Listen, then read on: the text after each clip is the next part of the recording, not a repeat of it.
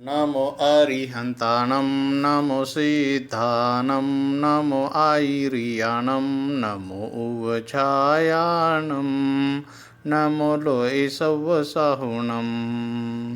जय बोलो देवादिदेवादिनाथ भगवान की जय। इस युग के अंतिम तीर्थंकर महावीर स्वामी की जय। जय बोलो प्रथमाचार्य चारित्र चक्रवर्ती शांति सागर मुनि महाराज की जय। समस्त मुनि आरिका संघ की जय। नमः श्रीवर्धमानाय निर्धून्तकलिलात्मने सालोकानां त्रिलोकानां यद्विद्यादर्पणायते। कल तक हमने देखा अनर्थ दंड व्रत लेने वाला भव्य जीव दिग्व्रत लेने के बाद दिग्व्रत के मर्यादा के भीतर जिसमें अपना कोई प्रयोजन नहीं है, व्यर्थ में ही निष्प्रयोजन बिना मतलब के पाप योगे से रहित होते हुए मन वच काय से जहाँ पाप हो रहा हो उससे दूर होना या त्याग करना, यह अनर्थ दंड व्रत गणधर देव कहते हैं। व्रतों को धारण करने में उसका पालन आदि किया जाता है। उसी में भी जब दिग्व्रत लिया जाता है तो दिग्व्रत लेने के पश्चात जो दिशाएं तय की है उस दिशा के अंदर भी व्रती अनुव्रती जो होते हैं वे ऐसे कार्य नहीं करते जिससे पाप लग जाए। व्यर्थ में ही अपना उस पाप में समय नहीं व्यर्थ करते। जिसमें अपना कुछ लेना देना नहीं है उसमें खुद जाके उलझते नहीं है, यानी बिना मतलब के कौन से भी कार्य में अनुव्रती उलझते नहीं है। कहने का मतलब यह कि जिस गांव हमें जाना है उसी गांव की बस में चढ़ना, अन्यथा दूसरे बस में चढ़ना नहीं। फिजूल की जिधर खड़े हैं बस स्टॉप पे उधर अनेक गाड़ियां आ जा रही है और जितने भी गाड़ियां आती है उसके गाड़ी के अंदर जाना और कहाँ जा रही है, अरे ये मेरा गांव नहीं है, चलो उतर नीचे आ जाओ। ऐसा अनर्थ ही व्यर्थ ही ये कार्य करते रहना। ऐसा व्यर्थ कार्य इसे ही ना करे, यही सबसे अच्छा होता है। जिस गांव जाना है उस गांव की बस आ गई तो उसमें चढ़ो और उस गांव निकल जाओ। ऐसा जो करता है वह एक विचारवंत होता है। पर या इसका मतलब कि अनर्थ का व्यर्थ का कोई कार्य अपने शरीर को कष्ट हो या अपन का पाप बढ़ जाए ऐसा कार्य व्रती कभी करता नहीं।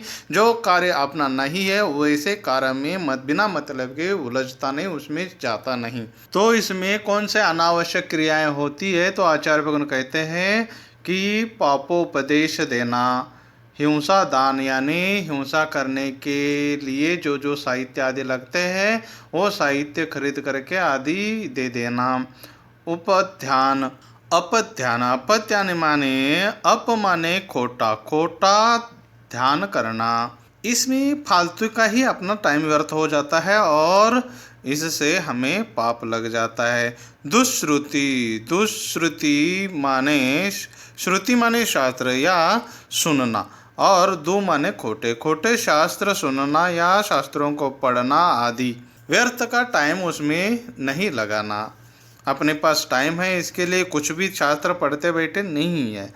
जो अपना सिद्धांत शास्त्र है गणधर देव ने बताया हुआ, आचार्य भगवान ने सुना हुआ, गणधर देवों ने सुना हुआ, आचार्य भगवान ने भी सुना हुआ और उसी को लिपिबद्ध किया हुआ जो शास्त्र होता है, ऐसे जिन शासन के जितने भी शास्त्र है उसमें अपना ध्यान आदि लगा लेना यही सबसे अच्छा है। बाकी के दुष्शास्त्र खोटे शास्त्र में आदि या अखबार आदि में, टीवी के न्यूज़ चैनल में आदि, मूवी आदि में देखने में अपना टाइम व्यर्थ नहीं करना।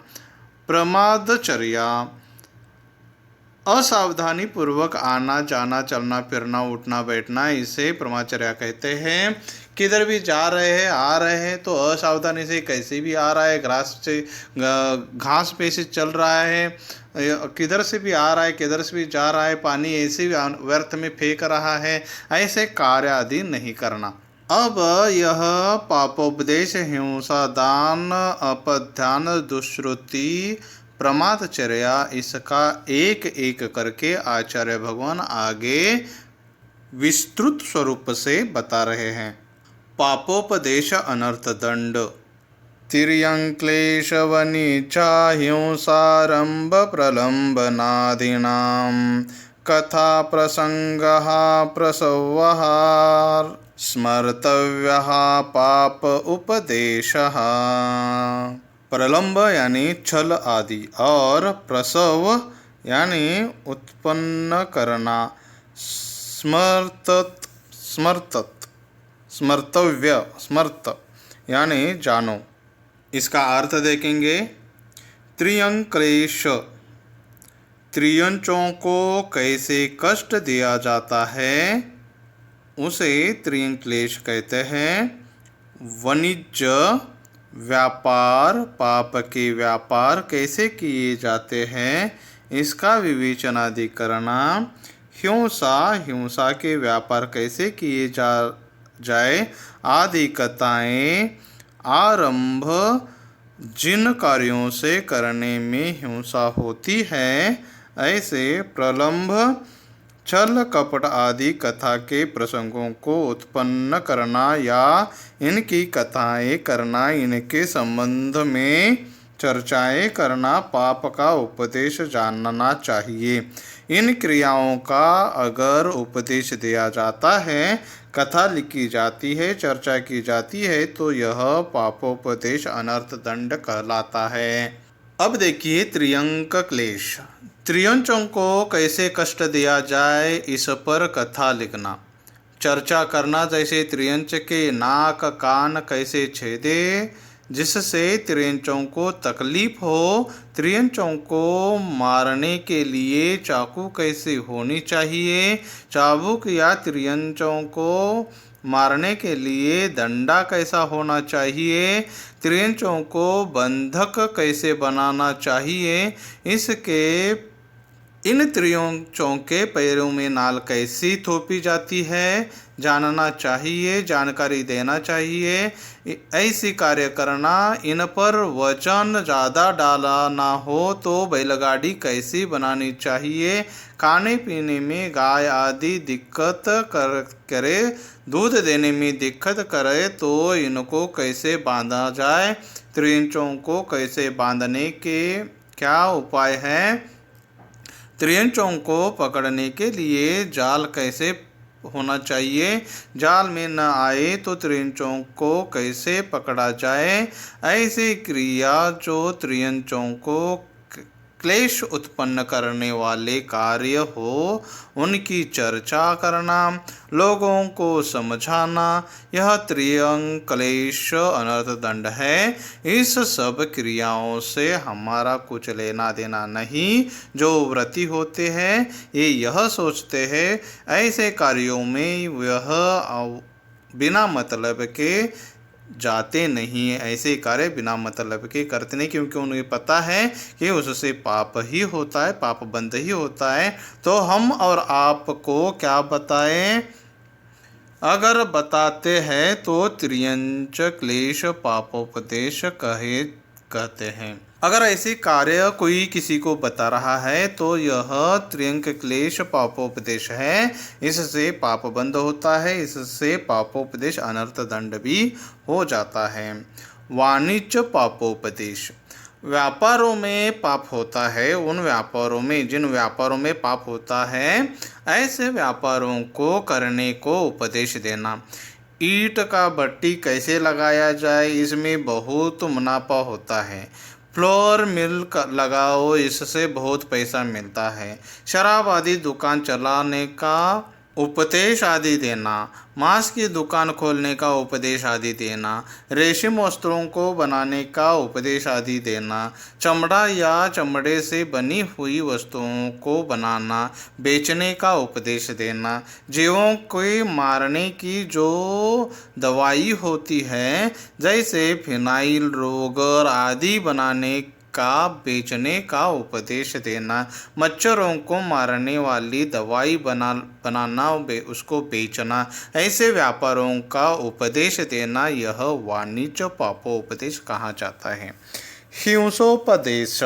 हिंसा उपदेश। जिन व्यापारों में हिंसा होती है, ग्रास पर चलने से आँखों की रोशनी बढ़ती है, ऐसे कहना। लेकिन ग्रास के जीवों की हिंसा कितनी होती है। लकड़ी ऐसी जलाकर रखनी चाहिए। लकड़ी में कितने जीव होते हैं। रात को हीटर जलाकर सोना चाहिए। हीटर जलाने में उनके अनेक जीव की हिंसा होती है। किसी के घर गए, उनके घर सामने घास है, पेड़ है, उसको काटने को बोल देना, यह भी हिंसा उपदेश ही है। घास काटने की मशीन खरीद लाओ, ऐसा बताना। कॉकरोच, खटमल, डांस आदि देखकर उन्हें मारने के लिए उपचार बताना। ऐसे हिंसा वाले कार्य जिनसे हमें लेना देना नहीं है, फिर भी लोगों को बताना और कराने के लिए उकसाना, यह पापोपदेश हिंसा ही है। यह हिंसा उपदेश ही कहा जाता है। यह हिंसा उपदेश अनर्थ दंड है। आरंभ पापोपदेश। गृहस्थी आदि कार्यों में जो हिंसा लगती हो, उन कार्यों को कहना। तुम इस साबुन से कपड़े सफाई करते हो, इससे अच्छा नहीं धुलता। दूसरा साबुन लाओ, उससे बहुत अच्छा धुलता है। यह खाली जगह पर बाग बगीचा बनवाओ, इससे बाग बगीचे बगैर मकान को शोभा नहीं देता। मकान बहुत गंदा है, साफ सफाई कर लो। ऐसे जो आरंभ वाले जो कार्य है, उसको करने का उपदेश देना, यह आरंभ पापोपदेश है। शादी के लिए उकसाना, यह भी आरंभ पापोपदेश ही है। प्रलंब पापोपदेश। छल कपट पापोपदेश इसे कहते हैं। प्रलंब पापोपदेश को छल कपट पापोपदेश भी कहते हैं। बाजार में असली माल बेचने में ज़्यादा पैसे नहीं मिलते, अगर इसलिए डुप्लीकेट सामान बेचो, पैसा अच्छा मिलता है। तराजू का कांटा मारो, उनका मुनाफा ज़्यादा मिलता है। थोड़ा सा कम तोला करो, नहीं तो तुम्हें क्या नफ़ा मिलेगा। ऐसी बातें बताना। टैक्स पूरा देते हो, उसे छुपा लो। टैक्स किंचित ऐसे करने से होता है, तुम करो। विदेश से सोना लाते समय पॉकेट में डालो, डब्बे में डालो, डाल कर लाओ। ऐसे हर एक नाना तरह के तरीके आदि बता देना। खराब माल जो बिक नहीं रहा, उसे अच्छी माल में मिक्स करके बेचो, आदि बता देना। यह प्रलोभ पापोपदेश ही है। जमाना ईमानदारी का नहीं, थोड़ी तो गोलमाल चलता है। ऐसे कह के लोगों को गलत कार्य, मायाचारी, छल कपट के लिए उकसाना, यह प्रलंब पापोपदेश कहलाता है। यह प्रलंब पापोपदेश अनर्थ दंड है। आगे आचार्य भगवान हिंसादान अनर्थ दंड के बारे में बता रहे हैं। तत्पश्चात उपाध्यान अनर्थ दंड व्रत के बारे में बता रहे हैं।